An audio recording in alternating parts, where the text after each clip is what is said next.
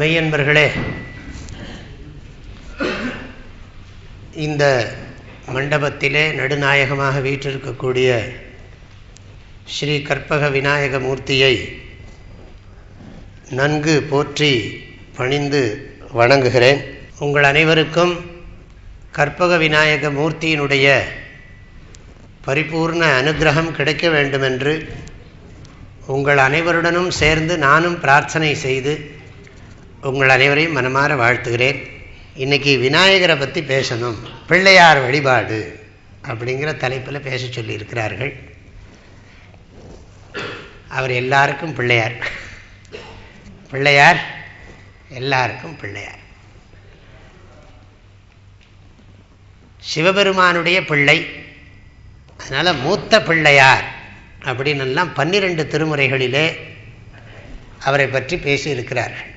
இந்த விநாயகனே வெவ்வினையை வேறறுக்க வல்லான் பாட்டு 12 திருமுறைகளில் ஒன்று, 12 திருமுறைகளில் இருக்கக்கூடிய பாடல்களில் ஒன்று தான். ஆக விநாயகனே வெவ்வினையை வேறறுக்க வல்லான், அதெல்லாம் நான் பிறகு சொல்கிறேன். இந்த கணபதி, விநாயகர், பிள்ளையார் அப்படின்னு நம்ம ரொம்ப அன்போடு அழைக்கக்கூடிய இந்த மூர்த்தி பகவானுடைய ரூபங்கள்லேயே முதன்மையாக இருக்கிறார். எப்போவுமே விநாயகரை பூஜை பண்ணாமல் எதுவும் கிடையாது. ருக்வேதம் கூட ஆரம்பிக்கிற போது ஓம் கணானாம் த்வா கணபதிகும் ஹவாமஹே கவிம் கவீனாம பமஸ்ரவஸ்தமம் ஜேஷ்டராஜம் பிரம்மணாம் பிரம்மணஸ்பத ஆனஸ்ருண்வன்னூதிபிஸ் சீதசாதனம். ருக்வேதத்தில் கணபதி சூக்தம்னே இருக்கு. எடுத்த உடனே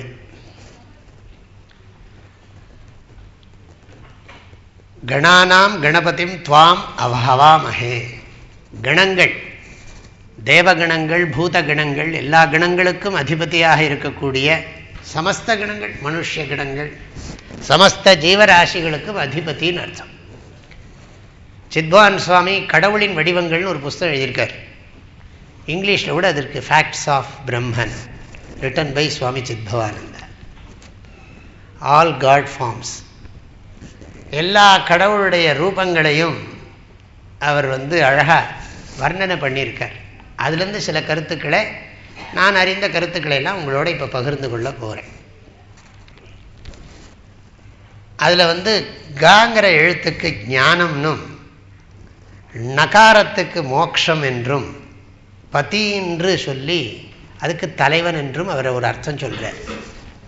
சித்வான் சுவாமி ககாரத்துக்கு ஞானம் என்றும், நகாரத்துக்கு மோக்ஷம் என்றும், பதிங்கிறதுக்கு ஞானத்தின் வாயிலாக மோட்சத்தை கொடுக்கக்கூடிய தலைவன், அறிவை தந்து முக்தியை தரும் ஆண்டவன். அருணகிரிநாதர் பாடினார், அன்பர் தமக்கு ஆன நிலை பொருளோனே 5 கரத்து ஆனைமுகப் பெருமாளே. உம்பர் தரு தேனுமணி கசிவாகி ஒன்கடலில் தேனமுத துணர்வூரி இன்ப ரசத்தே பருகி பல காலம் இன்ப ரசத்தே பருகி. மாற்றி மாற்றி பாடுவேன். நீங்கள் என்ன சுவாமி தப்பாக பாடுறான்னு நினச்சிக்காங்க, நான் கொஞ்சம் ரீஅரேஞ்ச் பண்ணிலாம் சொல்லுவேன். இன்ப ரசத்தே பருகி பல காலம் எந்தன் உயிர்க்கு ஆதரவு உற்று அருள்வாயே. தம்பி தனக்காக வனத்து அணைவோனே, தந்தை வலத்தால் அருள் கை கனியோனே, அன்பர் தமக்கு ஆன நிலை பொருளோனே, 5 கரத்து ஆனைமுகப் பெருமாளே. நீங்கள் இந்த பாட்டெல்லாம் சொல்லிய பாட்டின் பொருள் உணர்ந்து ஓதணும். அப்போ தான் கணபதி விக்னேஸ்வரர் என்னென்னா எல்லாம் கொடுப்பார். நம்ம ஊரில் எல்லாருக்குமே பிள்ளையார் பக்தி உண்டு. நான்லாம் சின்ன வயசுலேருந்தே எங்கள் ஊரில் ஒரு பிள்ளையார் இருந்தது. கங்கையும் பணிவன் திங்களும் விரைத்த கடுக்கையும் தொங்கலும் அறவும் தங்கு பொற்சொடையும் முக்கண்ணும் தாதைதான் என்று உணர்த்த வெங்கலி முழுதும் துவித்தருள் பட்டி விநாயகன் சேவடி பணிவாம் அப்படின்னு கச்சியப்ப முனிவர் பேரூர் புராணத்தில் ஒரு பாட்டு எழுதி வச்சிருக்கார். அந்த பிள்ளையாரை நான் ரொம்ப சின்ன வயசில் கும்பிட்டேன். விடாமல் அந்த பிள்ளையாருக்கு அடிமை. கங்கையும் பணிவன் திங்களும் விரைத்த கடுக்கையும் தொங்கலும் அறவும் தங்கு பொற்சடையும் முக்கண்ணும் தாதை தான் வென்று உணர்த்த வெங்கலி முழுதும் துமித்தருள் பட்டி விநாயகன் சேவடி பணிவாம். பேரூரில் இருக்கு அந்த பிள்ளையார், பட்டி விநாயகர். அது நான் சின்ன வயசுலேயே வணங்கின பிள்ளையார். அந்த ஊர்லேயே பிறந்து வளர்ந்தேன் நான். அதனால் அந்த பிள்ளையார் வந்து கச்சியப்ப முனிவர் பாடி வச்சிருக்கார். சிவபெருமான் வேறு கணபதி வேறு இல்லைன்னு பாடி வச்சிருக்கார். முக்கண்ணும் தாதை தான் என்று உணர்த்த, அப்பாவே தான் இந்த ரூபத்தில் இருக்கார். நம்ம நினச்சிட்டு இருக்கோம் விநாயகர் வந்து சிவபெருமானுடைய பிள்ளைன்னு சொல்லி குடும்பம், அப்படி ஒரு பாவனை நமக்கு. நம்ம ஃபேமிலி இருக்கிற மாதிரி அங்கேயும் ஃபேமிலி இருக்குது, நம்ம ஃபேமிலியில் ப்ராப்ளம் இருக்கிற மாதிரி அங்கேயும் ப்ராப்ளம் இருக்குது. அப்படி இருந்தால் தானே நமக்கும் அவருக்கும் கொஞ்சம் ஒரு அந்யோன்யம் ஏற்படும். சிவபெருமானே திண்டாடுறார், நம்மெல்லாம் ஏமாத்திரம் அப்படின்னு சொல்லி அப்படித்தான் அப்படி நாம் சரி பண்ணிக்கலாம். நம்ம ப்ராப்ளத்தை எல்லாம் பகவான்கிட்ட போட்டால் தான், அதுதான் நம்ம மதத்தில் ஒரு பெரிய சிறப்பு.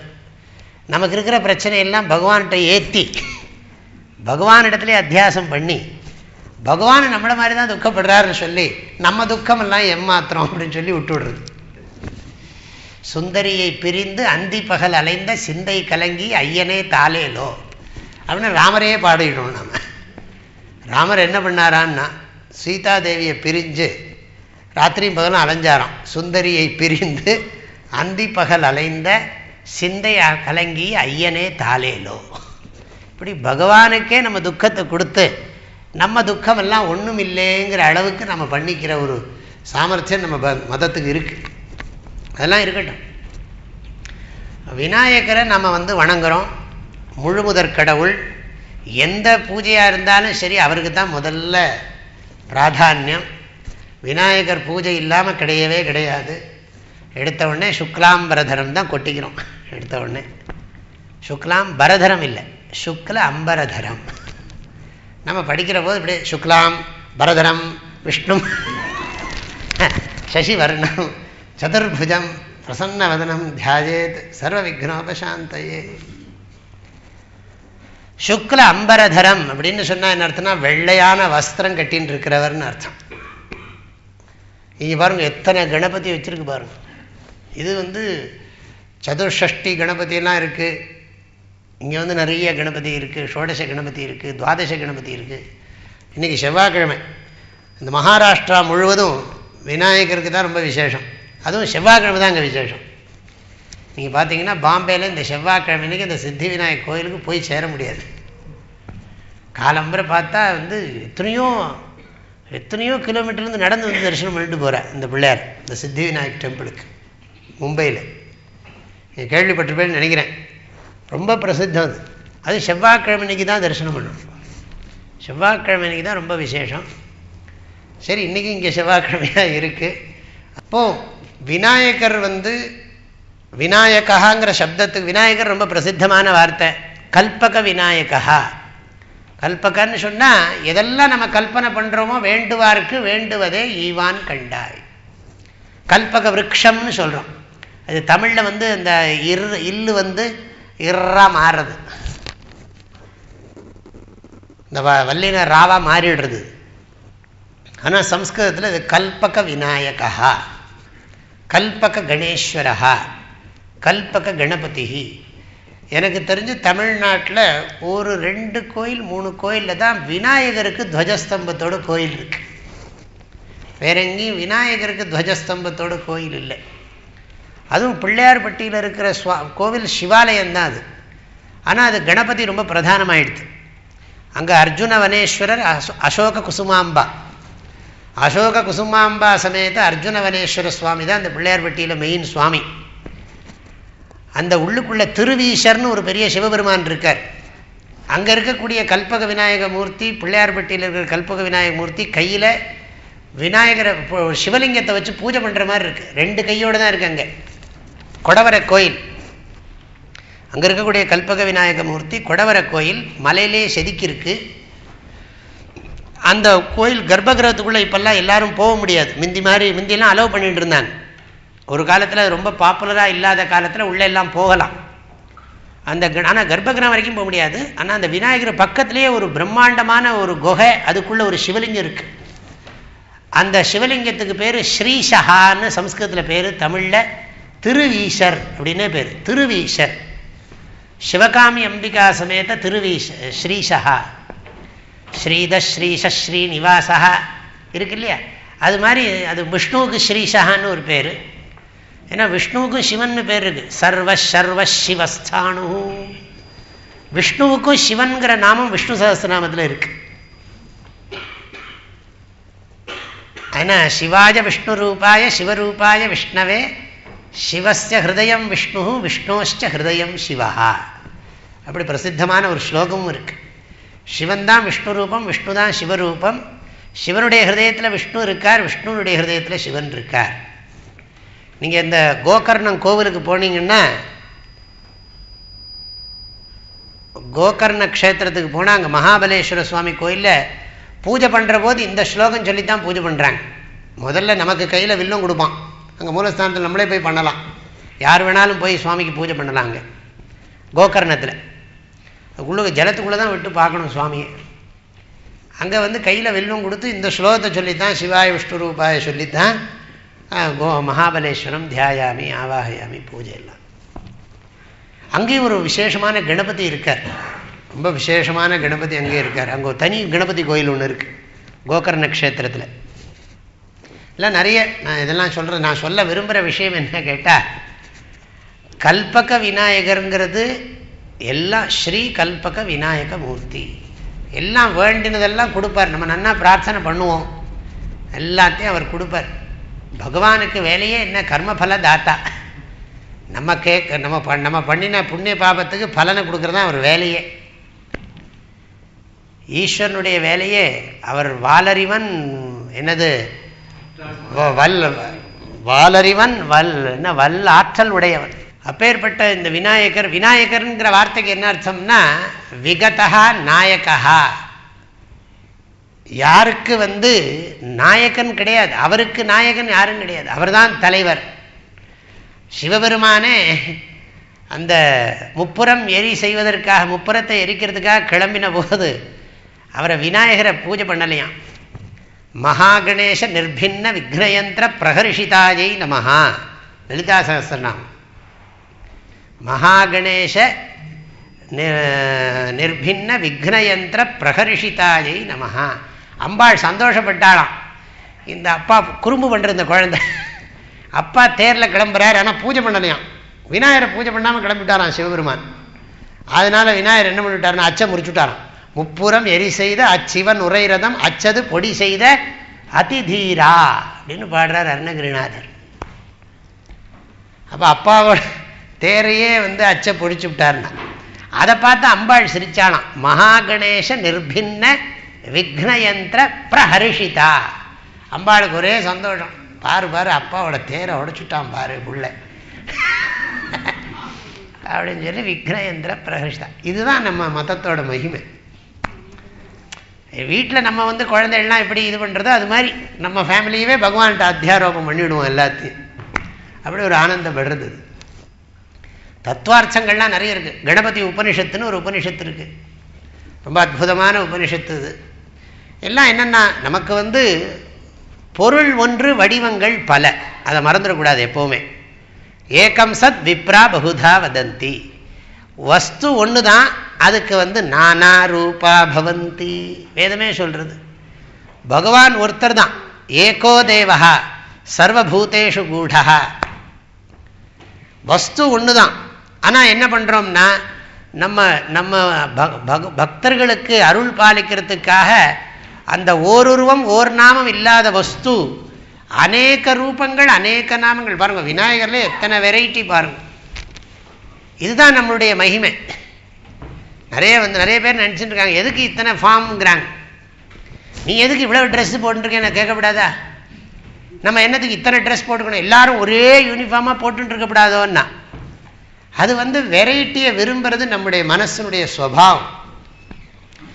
பல ரூபங்களை எல்லாம் விரும்புறது நம்முடைய மனதின் இயல்பு. பல ரூபங்களை மனசு விரும்புறதுனால என்ன பண்றோம்னா பகவானுக்கும் பழைய ரூபங்களை வச்சிருக்கோம். அந்த முழுமுதற் பொருளுக்கும் பரம்பொருளுக்கும் நம்ம நிறைய ரூபங்களை எல்லாம் கல்பனை பண்றோம்.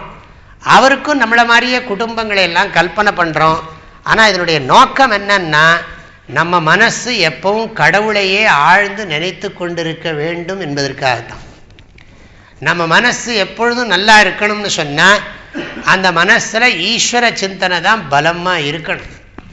உடம்பினை பெற்ற பயனாவதெல்லாம் திடம்பட ஈசனை நாடுதல். இந்த உடம்புக்கு பிரயோஜனமே என்னன்னா ஈஸ்வர சிந்தனை தான். அந்த ஈஸ்வர சிந்தனைக்கு உபாயம் என்னன்னா ஈஸ்வரனை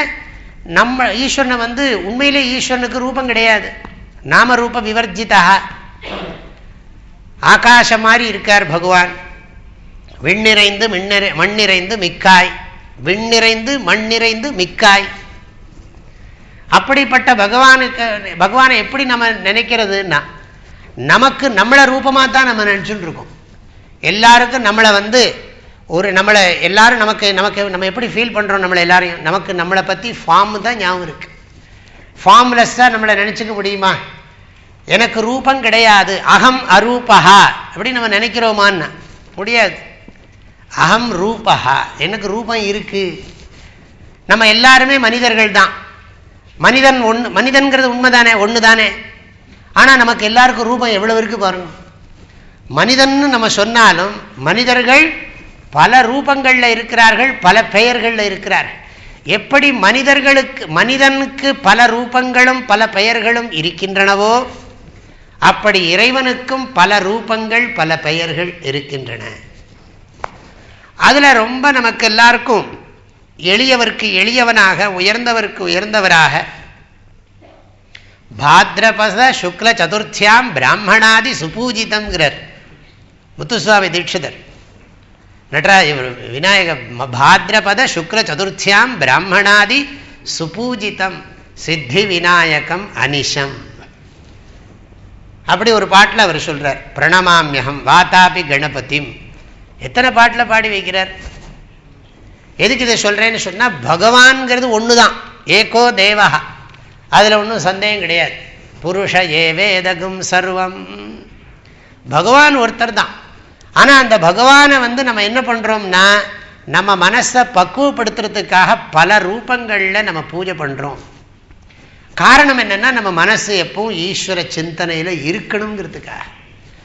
பிள்ளையார் பூஜை பண்றோம். இப்ப இந்த பிள்ளையாரை வச்சு பூஜை பண்ணிட்டே இருக்கோம். பிள்ளையார் சதுர்த்தி இன்னைக்கு என்ன பண்றோம்னா ஒரு பிள்ளையாரை பிடிச்சி வச்சு, மண்ணுல பிள்ளையாரை பிடிச்சி வச்சு அஸ்மின் மிருத்பிம்பே மகாகணபதிம் தியாயாமி ஆவாகயாமி எல்லாம் பூஜையெல்லாம் பண்ணிட்டு புனఃபூஜை பண்ணி அடுத்த நாள் என்ன பண்றோம்னா யதாஸ்தானம் பிரதிஷ்டாபயாமி அப்படின்னு சொல்லிட்டு பிள்ளையாரை கொண்டே கரைச்சு விடுறோம். சந்தோஷமா கரைச்சு விடுறோம். பிள்ளையாரை கரைக்கிறது நமக்கு என்ன துக்கமாவா இருக்கு?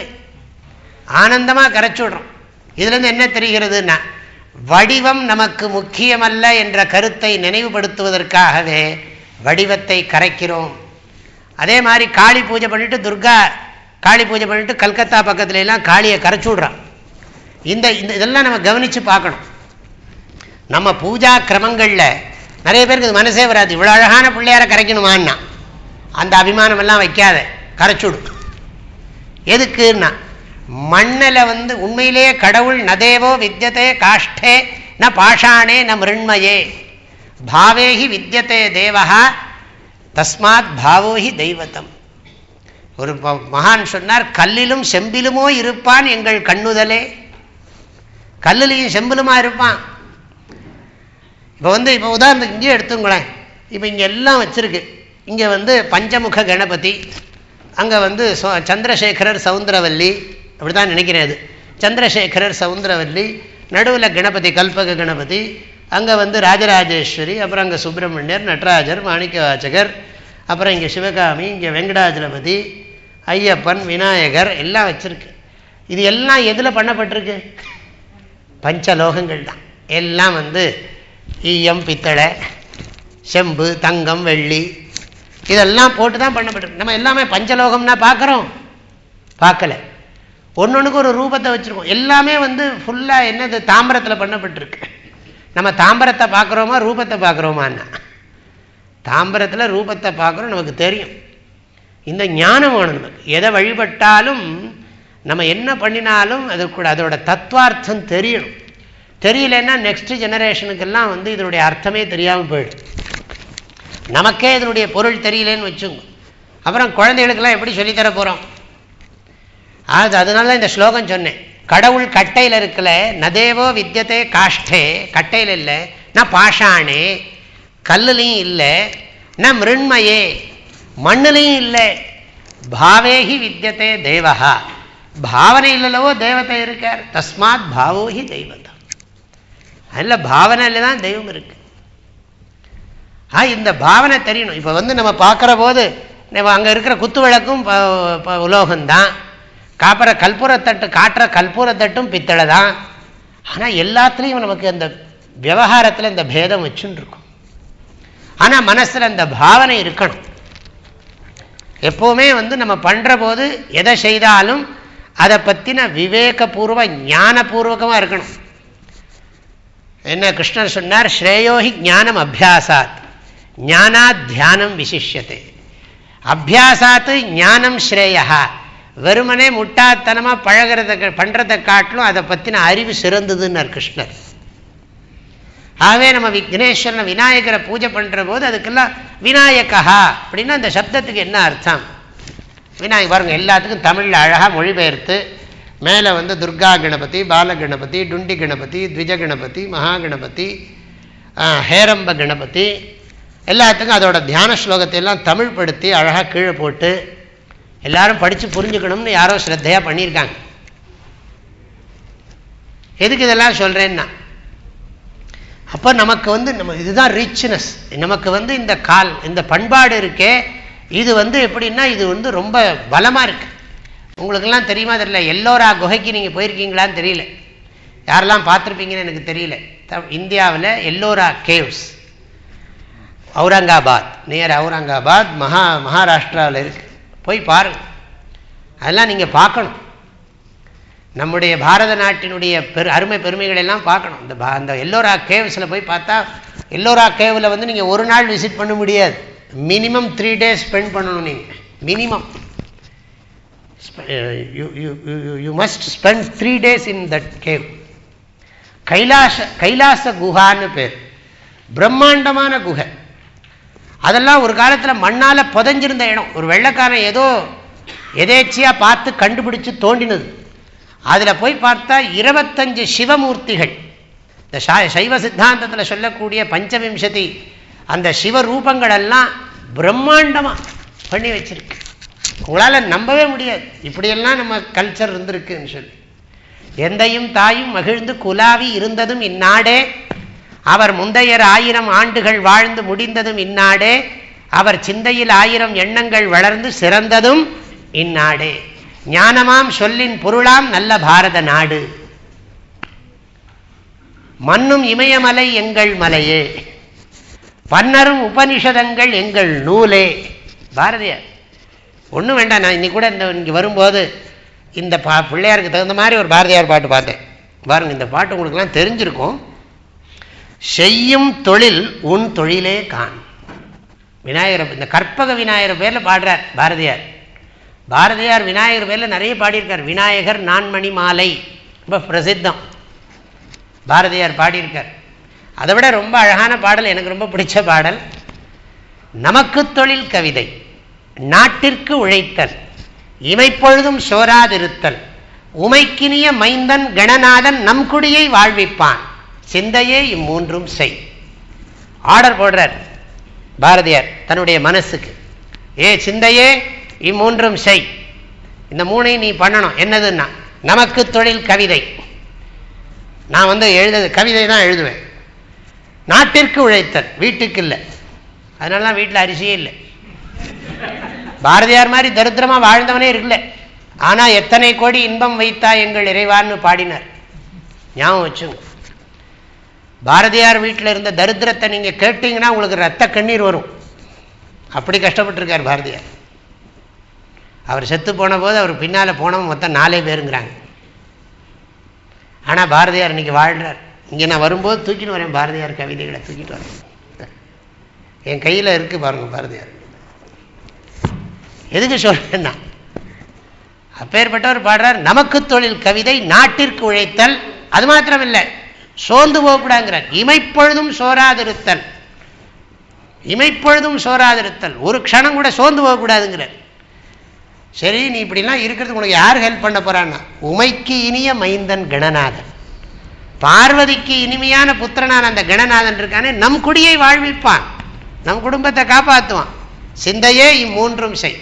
அவர் நம்ம குடும்பத்தை பார்த்துப்பார், நம்ம நாட்டுக்கு உழைக்கலாங்கிறார். இன்னைக்கும் பாரதியார் வாழ்றாரே. இங்கே வந்து சிட்னியில் கல்ப விநாயகர் கோயிலில் வந்து நான் பாரதியாரை பற்றி பேசுகிறேனே. இப்போ பாரதியார் செத்து போயிட்டாரா என்ன? பாரதியார் சாகலையே. அவர் சில இடங்கள்லாம் யமனை பற்றி திட்டுறார். நான் ஒன்றும் சாக முடியாது, நீ எப்படா என்ன சாகடிக்க முடியும்னு கேட்குறாரு யமன்ட்ட. பாட்டெலாம் இருக்குது பாரதியார் பாட்டில். எதுக்கு சொல்கிறேன், அவருடைய ஒரு அழகான பாடல் பாருங்க. இதெல்லாம் கூட நீங்கள் உங்கள் வழிபாட்டில் சேர்த்துக்கலாம். செய்யும் தொழில் உன் தொழிலே காண். நாங்கள் செய்கிற தொழில்னால் உன்னுடைய தொழில் தான். சீர் பெற்றிட நீ அருள் செய்வாய். எங்களுடைய தொழில் சீராக நடப்பதற்கு நீ அருள் செய்வாய். வையந்தனையும் வெளியினையும் வானத்தையும் உன் படைத்தவனே. ஐயா நான்முக பிரம்மா, பிரம்மாங்கிறார் விநாயகரை பார்த்து. யானை முகனே, வாணிதனை கையால் அணைத்து காப்பவனே, கமலாசனத்து கற்பகமே. இது பாரதியாருடைய பாடல். செய்யும் தொழில் உன் தொழிலே காண், சீர்பற்றிட நீ அருள் செய்வாய். வையந்தனையும் வெளியினையும் வானத்தையும் உன் படைத்தவனே. இந்த வெளியினையும் வானத்தையும் எல்லாம் கொஞ்சம் விரிச்சார ஆராய்ச்சி பண்ணணும். வானத்தையும் உன் படைத்தவனே. ஐயா நான்முக பிரம்மா, யானை முகத்தவனே, வாணிதனை கையால் அணைத்து காப்பவனே, கமலாசனத்து கற்பகமே. ஆக வேண்டியதெல்லாம் கொடுக்கக்கூடியவர் இந்த கணபதி. நானும் உங்களுக்காக நல்லா பிரார்த்தனை பண்ணுறேன். இங்கே உங்களுக்கெல்லாம் நீங்கள் கேட்குற தர்மமாக கேட்குறதெல்லாம் அதெல்லாம் சொல்லணும். சாஸ்திரத்தில் சொல்லியிருக்கு, நீங்கள் எதெல்லாம் பிள்ளையார்கிட்ட தர்மமாக கேட்கிறீர்களோ அந்த தர்மமான பிரார்த்தனையெல்லாம் இந்த பிள்ளையார் நிறைவேற்றி வைக்கட்டும்னு சொல்லி அந்த பிள்ளையாருடைய ரூபத்தை பார்த்து நான் மனசார பிரார்த்தனை பண்ணுறேன். ஆக விநாயகன்னு சொன்னால் தனக்கு தலைவன் இல்லாதவன் அர்த்தம். உண்மையிலேயே விநாயகன்கிற சப்தம் வந்து சும்மா சொல்லுவார். அந்த காலத்தில் ஒரு பழமொழி சொல்கிறது உண்டு, அபத்தம் வா சுபத்தம் வா குந்தி புத்திரோ விநாயகான்னு. நானா அதுக்கு ஒரு அர்த்தம் சொன்னான். அபத்தமோ சுபத்தமோ குந்தி புத்திரன் யாருன்னா விநாயகன் தான். அபத்தம் வா சுபத்தம் வா, நல்லா கட்டினாலும் சரி இதாக கட்டினாலும் சரி, அது ஒரு ரொம்ப பிரசித்தமாக சொல்லுவார். குந்தி புத்திரோ விநாயகா. குந்தி புத்திரஹான்னு சொன்னால் யுதிஷ்டிரன் தான். அப்புறம் அதை ஜஸ்டிஃபை பண்ணான், யுதிஷ்டிரா ஏவ விநாயகா, யுதிஷ்டிரன் தான் விநாயகன். என்ன விகதா நாயகா, நாயகன் இல்லாதவன், தனக்கு தலைவன் இல்லை. ஆனால் அவர் தான் எல்லாருக்கும் தலைவர், அவருக்கு தலைவர் யாரும் இல்லை. அதனால தான் நம்ம பாடுறோம், விநாயகனே வெவ்வினையை வேறு அறுக்க வல்லான். நம்ம பண்ணின பாபங்களை எல்லாம் அடியோட நீக்கிற சக்தி அவருக்கு இருக்கு. விநாயகனே வேட்கை தணிவிப்பான், நம்ம பண்ணின பாபத்தை எல்லாம் போக்குவார். அது மாத்திரம் இல்லை, நம்ம பாபத்தை போக்குறது மாத்திரம் இல்லை, நம்மகிட்ட இருக்கிற பேராசையெல்லாம் நீக்குவார். விநாயகனே வேட்கை தணிவிப்பான். விநாயகனே விண்ணிற்கும் மண்ணிற்கும் நாதனுமாம். தேவலோகத்துக்கும் அவன்தான் தலைவன், மண்ணுலகத்துக்கும் அவன்தான் தலைவன். தன்மையினார் கண்ணீர் பணிமின் கனிந்து. நீங்கள் எல்லோரும் பணிவோடு அவனை போற்றி வழிபடுவீர்களாக. அவனை வழிபட்டால் என்ன கிடைக்கும்னா, மேனி நுடங்காது, ஆரோக்கியம் கிடைக்கும், உடம்புல நோய் வராது, நல்ல படிப்பு வரும், நல்ல மனசு கிடைக்கும், வாக்குண்டாம் நல்ல மனமுண்டாம், மகாலட்சுமி கட்டாட்சம் கிடைக்கும், மாமலரால் நோக்கு உண்டாம், மேனி நுடங்காது, யாரு தும்பிக்கையான் பாதத்தை தப்பாமல் சார்வார் தமக்கு. வாக்குண்டாம் நல்ல மனமுண்டாம், மாமலரால் நோக்குண்டாம், மேனி நுடங்காது, பூக்கொண்டு துப்பார் திருமேனி தும்பிக்கையான் பாதம் தப்பாமல் சார்வார் தமக்கு. இதிலிருந்து நீங்கள் நிறைய புரிஞ்சுக்கணும். நம்ம பிள்ளையாரை கும்பிடுற போது பிள்ளையாருக்கு ஒரு முக்கியமான விஷயத்தில் ஃபோக்கஸ் பண்ணுறோம். எப்போ இருந்தாலும் சரி, முதல்ல விக்னேஸ்வர பூஜை பண்ணாமல் பண்ணுறதில்லை. எல்லாருக்கும் அவர் பொதுவாக இருக்கார், அனைவருக்கும் பொதுவாக இருக்கிறான். பௌத்த மதத்தில் விநாயகர் பூஜை இருக்கு, ஜைன மதத்தில் விநாயகர் பூஜை இருக்கு, சைவத்தில் கேட்கவே வேண்டாம், சைவத்திலையும் சாக்தத்திலையும் கணபதிக்கு அவ்வளவு பிராதானியம் இருக்கு. அதே மாதிரி வைஷ்ணவத்தில் கூட விநாயகர் பூஜை, விநாயகர் ஒரு நாமத்தை போட்டு வச்சிருக்காங்க நிறைய இடத்துல, நானும் பார்த்துன்னு தான் இருக்கேன். எல்லாரும் பிள்ளையாரை மாத்திரம் விட முடியாது. எப்படியோ அதுக்கு வடகலை நாமமோ தெங்கலை நாமமோ போட்டு அவரை விடுறதில்லை, ஏதோ ஒரு ரூபத்தில் அவரை விடுறதில்லை. இல்லாட்டி விஸ்வக்சேனர்னு பேர் வச்சு விடுவா. விஸ்வக்சேனர் யஸ்யத்விரத வக்த்ராத்யாக பாரிஷத்யா பரஷதம் விக்னம் நிக்னந்தி சததம் விஸ்வக்சேனம் சமாஸ்ரயே. சததம் விக்னம் நிக்னந்தி, எப்பொழுதும் விக்னத்தை போக்குறாரு சொல்லி வைஷ்ணவர்களும் கூட விக்னேஸ்வரன் வார்த்தையை கொஞ்சம் மாற்றி போட்டு விஸ்வக்சேன ஆராதனம் அவர்களும் பண்ணுகிறார்கள். பிள்ளையார் யாருன்னா மஞ்சளிலே செய்யணும், மண்ணினாலே செய்யணும், பொன்னிலே செய்யணும், எல்லாம் ரொம்ப சிம்பிளாக பூஜை பண்ணிவிடலாம். மஞ்சப்பொடியில் பிள்ளையாரை பிடிச்சி அஸ்மின் ஹரித்ராபிம்பே சுமுகம், அந்த வார்த்தை ரொம்ப முக்கியம். சுமுகம், நல்ல புன்முறுவல் பூத்த முகம், சுமுகம் விக்னேஸ்வரம் தியாஜாமி, எல்லாம் பூஜை முடிச்சு அஸ்மாத் ஹரித்ரா பிம்பாத் ச பரிவாரம் விக்னேஸ்வரம் யதாஸ்தானம் பிரதிஷ்டாபயாமி அப்படின்னு மஞ்சப்பொடியை தூக்கி பிள்ளைய சாம்பாரில் போடுறான்னா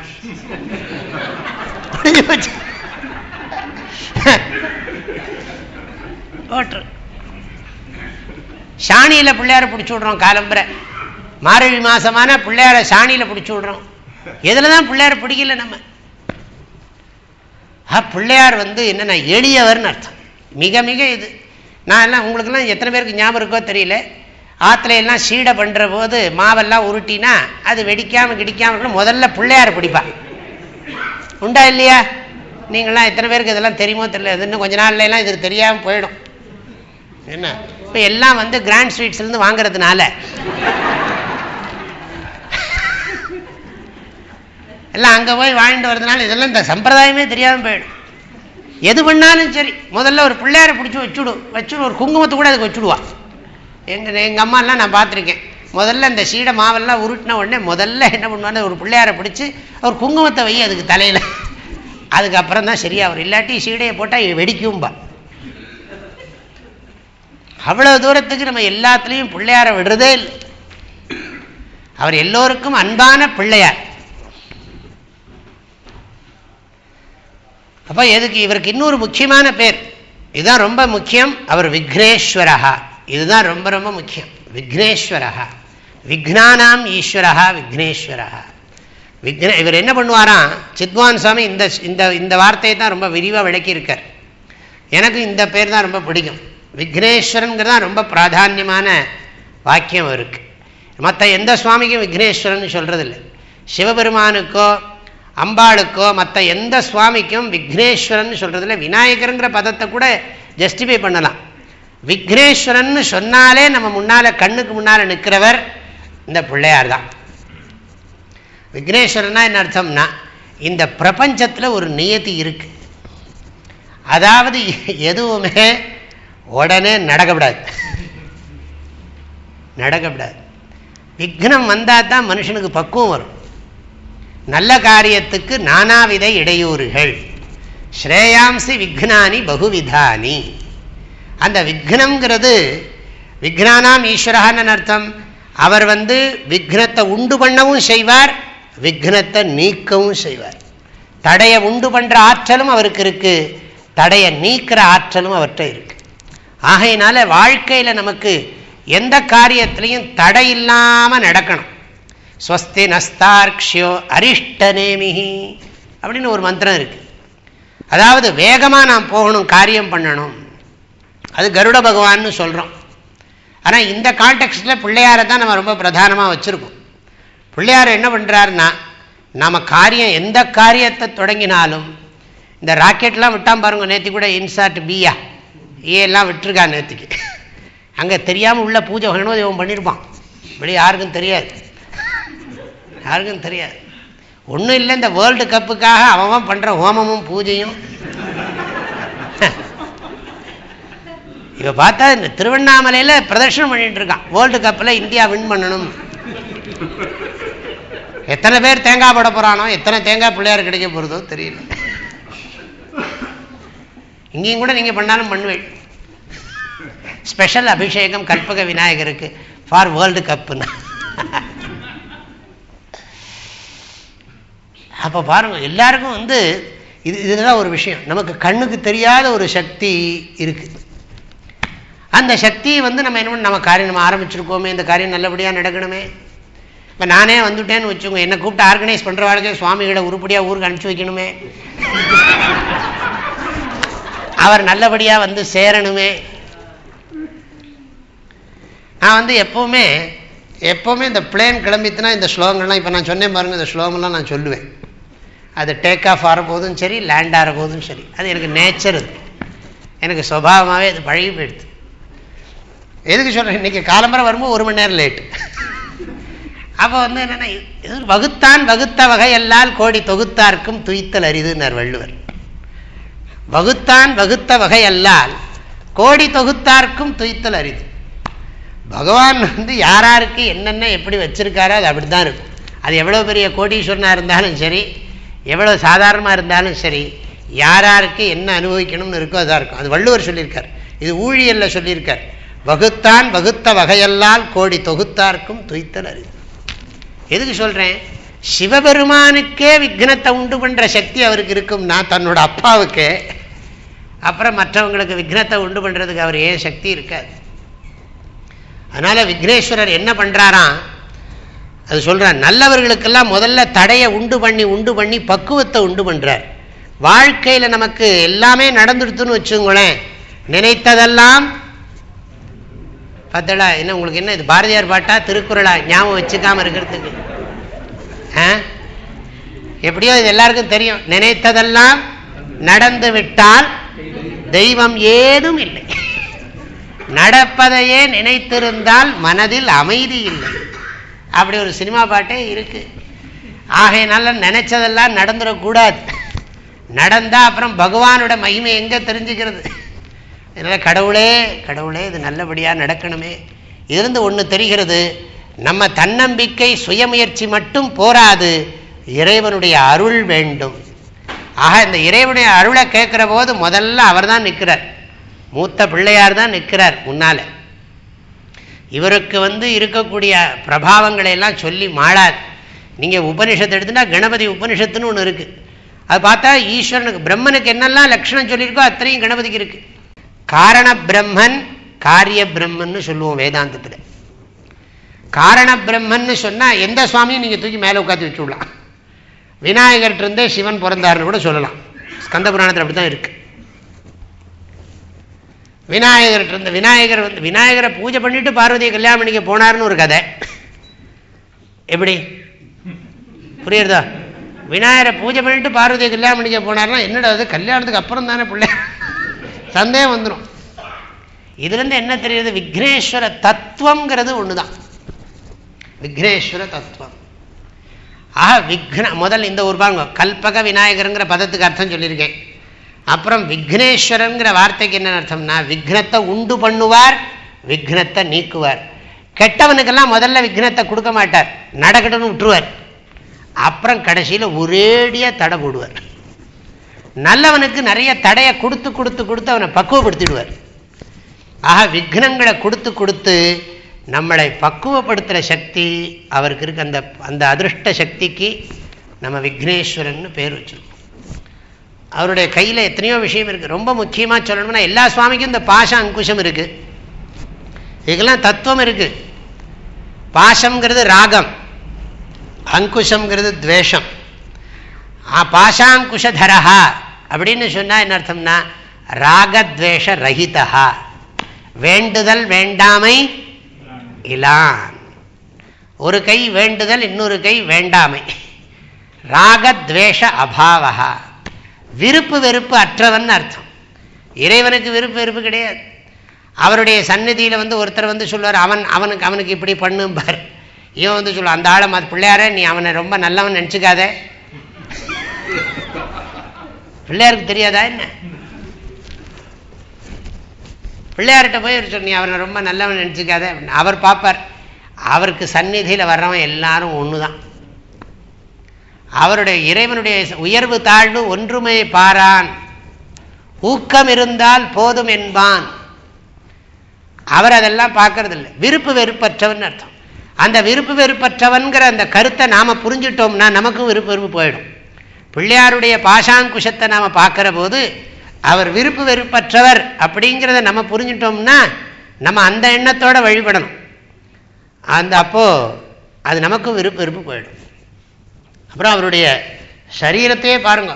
தலை மிருக சரீரம், இந்த கழுத்து கீழே வயிறு வரைக்கும் மனுஷ சரீரம், அதுக்கு கீழே தேவ சரீரம். தேவரூபம், தேவராகவும் மனிதனாகவும் விலங்குகளாகவும் இறைவன் இருக்கிறாருங்கிற தத்துவத்துக்கு தான் இந்த 3 ரூபம். எல்லாம் உங்களுக்கு புரியறதுக்காக சொல்லிகிட்டே வரேன்.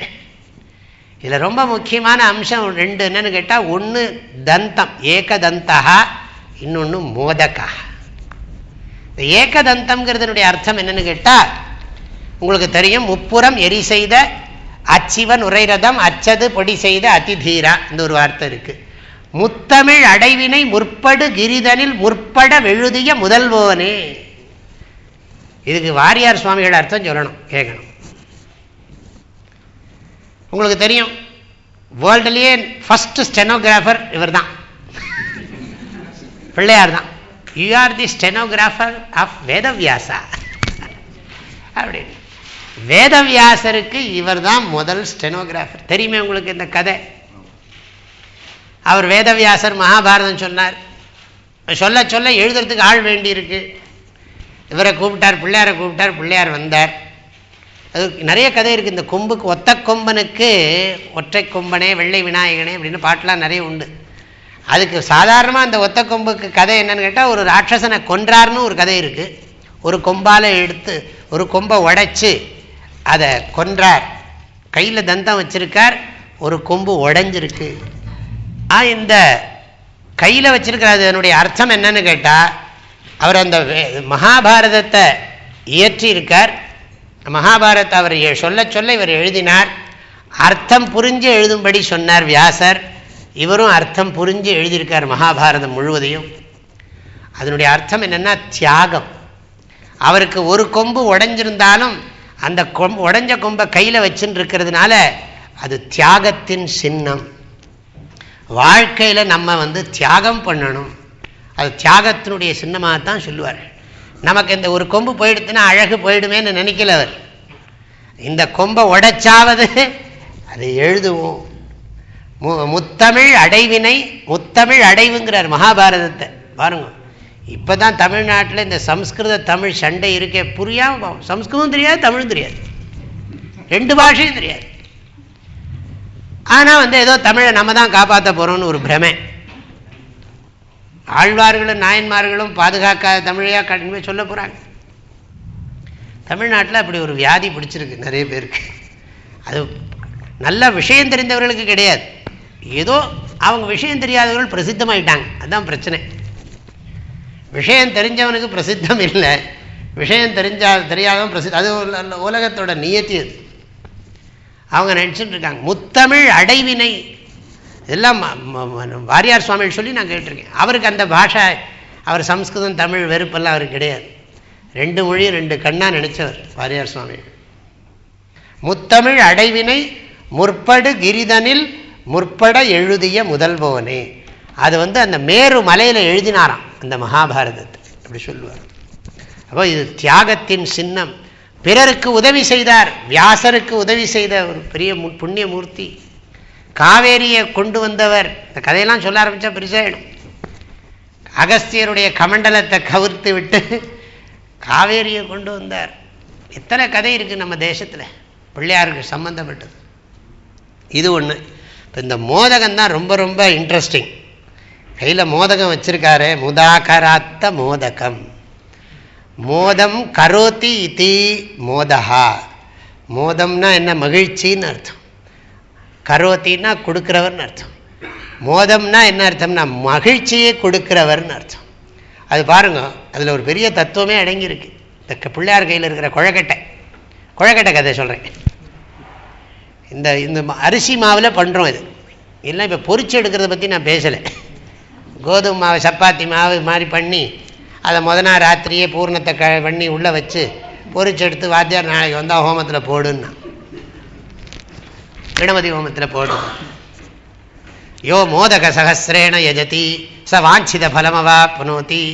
யார் 1008 குழக்கட்டையோட இந்த ஹோமத்தை பண்ணுறானோ அவனுக்கு வேண்டின பலமெல்லாம் கிடைக்கும்னு வருஷா வருஷம் நாங்கள் பண்ணுறோம் தேனி ஆசிரமத்தில். அதர்வசீர்ஷ கணபதி ஹோமம். யோ மோதக சகசிரேண யஜதி. 1000 குழக்கட்டை காலமாக எழுந்து பண்ணணுன்னா 15-20 பேர் வேணும் ஆள் பண்ணி பண்ணி வைக்கணும். அது பண்ண தெரியணுமே. இப்போது நிறைய பேருக்கு அதுவே தெரியாது. இங்கே உப்மாவே பண்ண தெரியாமல் திண்டாடின்னு இருக்காங்க. குழக்கட்டை எங்கே பண்ண உப்மா பண்ண முடியல, காஃபி போட முடியல. இப்போ அவ்வளோ தூரம் ஞானம் அபிவிருத்தி ஆகிடுது. சிம்பிளாக வீட்டில் எல்லாம் பண்ணிட்டு இருந்தோம், என்ன வேண்டியதெல்லாம் கிடைச்சிது. எல்லாம் இந்த மாதிரி இதெல்லாம் சொல்லப்போனால் நம்ம வீட்டில் நிறைய மிஸ் பண்ணுறோம். நம்ம வேறு ஏதோ இப்போ உள்ள சுற்றி வர கம்ப்யூட்டராக இருக்குது, ஆளாளுக்கு ஒரு லேப்டாப்பு. என்ன சன்னியாசி அப்படி வச்சுக்க வேண்டியிருக்கு. இப்போ தண்டம்ங்கிறது செல்ஃபோன் தான்.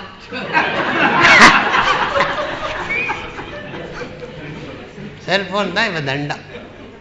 தண்ட கமண்டல குண்டல தாரிணேன்னா. இந்த குழக்கட்டை கதை சொல்கிறேன் கேளுங்க, விடாதீங்க. இப்போ இந்த அரிசி மாவை வெறுமனை நம்ம சாப்பிட்டா அதில் உப்புலாம் ஒன்றுமே இருக்காது. வெறுமனை சாப்பிட்டா எப்படி இருக்கும்? சுவாரஸ்யமாக இருக்காது. அந்த பூர்ணம் இருக்குது, இந்த பூர்ணத்தை கிளறி நல்லா வெல்லம் போட்டு நல்லா தேங்காய் எல்லாம் நல்லா ஒரு திருவி போட்டு பூர்ணத்தை பண்ணி அந்த பூர்ணத்தை அதுக்குள்ளே வச்சு அதை ஒரு சொப்பு மாதிரி பண்ணி அதை வேறு மேலே கூர்மையாக வேற வச்சு, இதெல்லாம் தத்துவம் இருக்குது, வேற ஒன்றும் இல்லை. அந்த மாவு தான் நம்ம சரீரம், நம்முடைய உடம்பு. அதுக்குள்ளே இருக்கிற பூர்ணம் இருக்கே அதுதான் நம்ம ஆனந்த ஸ்வரூபம். அதை காட்டுறது. அதை நம்ம என்ன பண்ணோம், அது எப்போ உன்னுடைய உடலும் உள்ளமும் இறை வழிபாட்டிலேயே ஊறி இருக்குமோ அப்பொழுது நீ உன்னுடைய உள்ளத்திலே இருக்கும் ஆனந்தத்தை நீ உணர்வாய். அன்பர் தமக்கு ஆன நிலை பொருளோனே எந்த உயிருக்கு ஆதரவு உற்று அருள்வாயே. அப்ப நம்ம இந்த மோதகம்ங்கிறது என்னன்னு கேட்டா அந்த அரிசி மாவு தான் நம்ம சரீரம். நம்ம சரீரம் அந்த பூர்ணம்ங்கிறது நம்ம ஆனந்த ஸ்வரூபம்னு காட்டுறது. நம்ம சாப்பாட்டிலே நிறைய தத்துவங்கள்லாம் இருக்கு. அப்ப இந்த பிள்ளையாருடைய ரூபம், இவர் விக்னேஸ்வரன், இவர் பாஷாங்குஷதாரி, ஏகதந்தா, மோதகஹஸ்தா, மூஷிக வாகன, மோதகஹஸ்த, சாமரகர்ணஹா. அது சித்வான் சுவாமி ரொம்ப அழகாக விளக்கம் சொல்லியிருக்கார். காது எப்போவுமே திறந்து வச்சுன்னு நல்ல விஷயங்களை நிறைய கேட்கணும், பேசக்கூடாது. பிள்ளையார் பேசினா எப்படி இருக்கும்? துதுக்கி வேற தூக்கின்னு பேசணும் அவர். ஆகையினால அவர் நிறைய கேட்பாராம். பிள்ளையார் இந்த சூர்பகர்ணஹா, சாமரகர்ணஹா. சாமரகர்ணஹான்னா அந்த காது அடிக்கடி ஆடின்னு இருக்கோ இல்லையோ, அதனால சாமரகர்ணஹா. சூர்பகர்ணஹான்னா முரம் மாதிரி இருக்கு. அதனுடைய தாற்பயம் என்னன்னா, காதுகளை அகன்று வைத்து கொண்டு செல்வத்துள் செல்வம் செவிச்செல்வம், நல்லா கேளு. கருணாபியாம் பூரி விஸ்ருவம், நல்லா கேளு. பேச்சை குறை. நானும் குறைச்சுட போறேன். பேச்சை குறை, நிறைய கேளு. இது ஒரு தத்துவம். மோதகத்துக்கு ஒரு தத்துவம் இருக்கு. கையில் வச்சிருக்கிற கொம்புக்கு தத்துவம் இருக்கு. அது பிள்ளையார் ரொம்ப ரொம்ப சிம்பிள். யாருக்கு வேணாலும் சரி, நம்ம தமிழ்நாட்டில் எந்த ஊர்லேயும் பிள்ளையார் கோயில் இல்லாத ஊர் இருக்குண்டா? எல்லா ஊர்லேயும் பிள்ளையார் இருக்கார். அரச மரத்தடியில் இருக்கார். அஸ்வத்த மூல நிவாசா ஜனமஹா. இன்னொரு சௌரியம், இங்கே தான் அவர் வந்த உடனே சொன்னார், வல்லபா சமயத்தான்னு சொல்லிவிட்டார். வல்லபான்னா வல்லமைன்னு அர்த்தம். வல்லமைன்னா ஆற்றல்னு அர்த்தம். சித்தி புத்தி சமேத கணபதின்னு, சித்தி புத்தி கணபதின்னு சொல்லுவோம். சித்தின்னா வெற்றின்னு அர்த்தம், புத்தின்னா ஞானம்னு அர்த்தம். சித்தி புத்தின்னு சொன்னால் நினைஞ்சமாவே 2 ஒய்ஃப்னு அர்த்தம் இல்லை. நமக்கு சௌரியத்துக்காக எல்லாம் சொல்லிடக்கூடாது. சித்தி புத்திங்கிறது சித்தி புத்திங்கிறது ஸ்திரீலிங்க சப்தம். ஆகையினால நம்ம பகவானுக்கு அப்படி கல்பனை பண்ணி வச்சிருக்கோம். சித்தி புத்தி. வள்ளி தேவசேனான்னா என்ன அர்த்தம்? இச்சாசக்தி, ஞானசக்தி, கிரியாசக்தி. முருகன் ஞானசக்தி, வள்ளி இச்சாசக்தி, தெய்வான கிரியாசக்தி. அப்படி மாற்றி சொல்லுவார். எல்லாம் தத்துவார்த்தத்தில் தான் வச்சிருக்கு, சும்மா ஏனோ தானோலாம் பண்ணலை. பிள்ளையார் வழிபாடு பிள்ளையார் வழிபாட்டினுடைய அருமை பெருமைகள் என்ன அப்படின்னு கேட்டால், இறைவன் எங்கும் நீக்கமர நிறைந்துள்ள இறைவனை பல கோணங்களிலே பலவாறாக நாம் வழிபடுகிறோம். எந்த மூர்த்தியை எடுத்துக்கொண்டாலும் அந்த இறைவனுக்கு பல வடிவங்கள், அந்த பல வடிவங்களிலும் பல வடிவங்கள். பிள்ளையாருக்கே இத்தனை ரூபம்னா பார்த்துங்க, இங்கே வேற ரூபங்களே இல்லை, எல்லாம் பிள்ளையார் ரூபமாக இருக்கு. ஆக நம்முடைய பெரியோர்கள் முன்னோர்கள் ரிஷிகள் எப்படியெல்லாம் ரூபங்களை எல்லாம் பார்த்துருக்கிறார்கள். ஆக பகவானுக்கு ரூபங்கள் பல, அதில் ஒரு ரூபம் விநாயக ரூபம். விநாயக ரூபத்திலேயே பல விநாயக ரூபம். அது சும்மா ஒன்றும் இல்லை, ரொம்ப சிம்பிளாக அவரை பூஜை பண்ணிவிடலாம். ஒரு பெரிய அளவில் எல்லாம் பூஜை பண்ணித்தான் ஆகணும்னு கிடையாது. கணபதியை விசேஷமாக பூஜை பண்ணுகிறவர்கள் காணாபத்திய மதத்தினர். அது அந்த காணாபத்திய மதத்தை கடைபிடிக்கிறவர்கள் சற்று குறைவு தான். எனக்கு தெரிஞ்ச சில பேர்லாம் பார்த்துருக்கேன். முக்கியமாக இந்த உச்சிஷ்ட கணபதியை உபாசனை பண்ணுகிறவர்கள்லாம் இருக்கிறார்கள். அந்த கணபதி உபாசனைங்கிறது ஒரு குரூப் இருக்குது, ஆனால் அது ரொம்ப ஜாஸ்தி கிடையாது. சைவத்துக்கும் வைஷ்ணவத்துக்கும் சாக்தத்துக்கும் இருக்கிற அளவுக்கு கணபதி உபாசனையை விசேஷமாக பண்ணக்கூடியவர்கள் குறைவு தான். ஆனால் எல்லாருடைய உபாசனையிலையும் இந்த மூர்த்தி இருக்கார். எந்த மதத்திலையும் இவருக்கு பிராதானியம் இருக்குது, முக்கியத்துவம் இருக்குது. கணபதி அம்பான்னு சொல்லி சாக்தத்திலையும் வழிபடுகிறோம். பேர்பட்ட இந்த கணபதியை என்ன சொல்கிறோம்? அகஜானன பத்மார்க்கம் கஜானனம் அஹர்நிஷம் அநேகதந்தம் பக்தானாம் ஏகதந்தம் உபாஸ்மஹே. இந்த ஸ்லோகம் ரொம்ப ஃபேமஸ். இந்த ஸ்லோகம் அகஜ ஆனன பத்ம அர்க்கம், அகஜானன பத்மார்க்கம். அதாவது அகஜானன பத்மான்னு சொன்னால் என்ன அர்த்தம்னா அம்பாள். அகஜன்னு சொன்னால் இது அம்பாளுக்கு பேர். அகஜ ஆனனம்னா முகம், பத்மம்னா தாமரை. அந்த அதாவது அம்பாளுடைய முகமாகிய தாமரைக்கு சூரியனாக இருக்கிறவர் யாருன்னா பிள்ளையார். பிள்ளையாரை பார்த்தா அம்பாளுங்கிற முகமாகிய தாமரை விரியுமா. அகஜானன பத்மார்க்கம். கஜானனம் யானை முகத்தை உடையவர். அகர்நிஷம் இரவும் பகலும். அகஜானன பத்மார்க்கம் கஜானனம் அகர்நிஷம் அநேகதம் தம். அநேகதம்னா என்ன அர்த்தம்? அநேகதம் தம் தனியாக இருக்குது, எல்லா அநேக வரங்களை கொடுக்கக்கூடியவர். ஏகதந்தம் தம் உபாஸ்மஹே, ஒரு கொம்பை உடைய அவரை நான் உபாசனை பண்ணுறேன். எல்லாம் ரொம்ப அழகான ஸ்லோகங்கள். யதாலம்போதரம் ஹந்தி சதாம் பிரத்யூஹ சம்பவம் ததாலம் வேதயா லம்பம் லம்போதரபதாம்புஜம். ஆதிசங்கர் பண்ண ஸ்லோகத்தில் ஒன்று. எது ஆலம்பா சதாம் பிரத்யூஹ சம்பவம் தரம் ஹந்தி தத்து தயாலம்பம் லம்போதர பதாம்புஜம் ஆலம்பே. ரொம்ப அழகான ஸ்லோகம் இதெல்லாம். இப்படி நிறைய பேர் இந்த வார்த்தையை பாருங்க, நான் சொல்கிறது சம்ஸ்கிருதத்திலேயே அது ரொம்ப அழகு இருக்குது. இப்படி விக்னேஸ்வரரை நிறைய பிரார்த்தனை பண்ணுறோம். வக்ரதுண்ட மகாகாய கோட்டி சூரிய சமப்பிரப நிர்விக்னம் குரு மே தேவ சர்வகாரியேஷு சர்வதா. சர்வகாரியேஷு சர்வதா நிர்விக்னம் குரு. வக்ரதுண்ட வளைந்த துதிக்கையை உடையவனே, மகாகாய பெரிய சரீரத்தை உடையவனே, கோட்டி சூரிய சமப்பிரப கோடிக்கணக்கான சூரியர்களின் பிரகாசத்தை உடையவனே, நிர்விக்னம் குரு அவிக்னம் குரு விக்னங்களே இல்லாமல் பண்ணு. சர்வகாரியேஷு சர்வதா சர்வகாரியாணி சாதய. இப்படியெல்லாம் விசேஷமாக விக்னேஸ்வரரை நாம் பூஜை பண்ணுறோம், பிரார்த்தனை பண்ணுறோம். நான் ஜாஸ்தி உங்களுக்கு இன்னும் பிள்ளையார் வழிபாட்டை பற்றி சொல்ல வேண்டாம். பிள்ளையாரை பூஜை பண்ணினாலே அவருக்கு முன்னால் தோப்புக்கரணம் போடுறோம், தலையில் குட்டிக்கிறோம், எல்லாத்துக்கும் தத்துவம் இருக்குது. வேறு எந்த சுவாமிக்கு முன்னாலும் இதெல்லாம் பண்ணுறதில்லை. இதெல்லாம் நிறைய புராண கதைகள்லாம் இருக்குது. அது மாத்திரமில்லை, இவர் யோக சக்தியில் மூலாதார ஸ்வரூபமாக இருக்கார். அவர் கூட பூஜை பண்ணுறவர் சொன்னார், மூலாதார கணபதையே நமஹா. பஜன் பாடுற போது பாடுறோம், மூலாதாரா கணபதி ஓம் முகுந்தனின் மருகா கணபதி ஓம். பாட்டை பாடுறோம் நாம். மூலாதாரத்தில் இருக்கார் விநாயகர். அப்படி யோக சக்தியில் அவர் பூஜை பண்ணப்படுறார். எதில் தான் அவர் இல்லை, அவர் இல்லாத இது கிடையவே கிடையாது. நான் முடிஞ்ச வரைக்கும் உங்களுக்கு பிள்ளையாரை பற்றி ஓரளவுக்கு சொல்லியிருக்கேன். ஆனால் உங்களுக்கு நல்ல பக்தி அவர்கிட்ட வரணும்.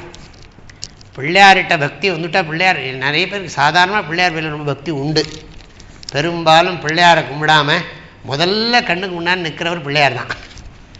அவரை மனசுக்குள்ளேயே மானசீகமாக தலையில் குட்டிண்டு இப்படி குட்டிக்கிறதுனால இங்கேருந்து அமிர்ததாரை வருதுங்கிற குட்டணம், அதுக்கெல்லாம் ஸ்லோகங்கள்லாம் இருக்குது சாஸ்திரத்தில். அப்புறம் தோர்பிகி கரணம், தோப்பு கரணம், உட்காந்து எந்திரிக்கணும். நீங்கள் தோப்பு கரணம் போட்டு பாருங்க, ஹார்ட் அட்டாக்கே வராது. ஒழுங்காக தோப்பு கரணம் போடணும், இல்லாட்டி தோப்பு கரணம் போட வேண்டி வரும். பிள்ளையார்கிட்ட நீங்கள் சரியாக தோப்பு கரணம் போடலைன்னா தோப்பு கரணம் போட வேண்டி வரும். 5 கரத்தனை யானை முகத்தனை இந்தின் இளம்பிறை போலும் எயிற்றனை நந்தி மகந்தனை ஞான கொழுந்தினை புந்தியில் வைத்தடி போற்றுகின்றேனே. அவர் இவ்வளோ பெரிய ஆள் உட்கார்றது மூஷிக வாகனம், அதாவது சிற்றுயிரை பேருயிர் தாங்குகிறதுன்னு அர்த்தம்.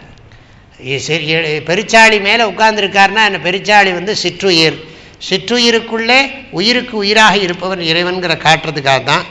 அப்புறம் பிரம்மச்சாரி, இது போன்ற பல லட்சணங்களெல்லாம் உடையவர் இந்த மகா கணபதி விக்னேஸ்வரன்.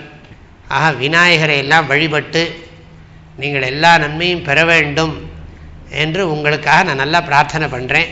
3 விஷயம் பாரதியார் சொன்னதையே நான் உங்களுக்கு சொல்கிறேன். நமக்கு தொழில், கவிதை, இந்த மாதிரி அவங்கவுங்க வேலையை அவங்கவுங்க பண்ணணும். அது நாட்டுக்கு மாத்திரம் இல்லை, வருங்கால தலைமுறைக்கு பயனுள்ளதாக இருக்கணும். நாட்டிற்கு உழைக்க வேண்டும், சோர்ந்தே போகக்கூடாது. பிள்ளையாரை வழிபடுகிறவர்களும் சோர்வே இருக்கக்கூடாது. அது மாத்திரம் இல்லை, என்னது அந்த அப்பாவை அம்மா அப்பாவையே பிரதட்சிணம் பண்ணி பழத்தை வாங்கிவிட்டார். அந்த கதை தெரியும். அவர் உலகத்தையே சுத்தாமல் அம்மா அப்பா பேரில் ரொம்ப பக்தியோடு இருந்தார் பிள்ளையார். நமக்கு அந்த மாதிரி மாத்ருபக்தி, பித்ருபக்தி, ஞானம், எல்லா யோகத்தில் விநாயகர் கும்பிடப்படுறார், ஞானத்தில் விநாயகர் கும்பிடப்படுறார், கர்ம மார்க்கத்தில் விநாயகருக்கு பிராதானியம் இருக்குது. அப்பேற்பட்ட விநாயகரை நல்லா நீங்கள் எல்லோரும் வழிபட்டு வேண்டிய வரங்களை எல்லாம் நீங்கள் பெற வேண்டும் என்று உங்களை எல்லாம் மனமாற வாழ்த்தி இந்த உரையை இந்த அளவிலே நான் நிறைவு செய்கிறேன். கல்பக விநாயகர் உங்களுக்கு கல்பக விருட்சம் போன்று எல்லா பலனையும் கொடுக்கணும்னு சொல்லி பிரார்த்தனை பண்ணி நான் பூர்த்தி பண்ணிக்கிறேன். ஹரி ஓம்.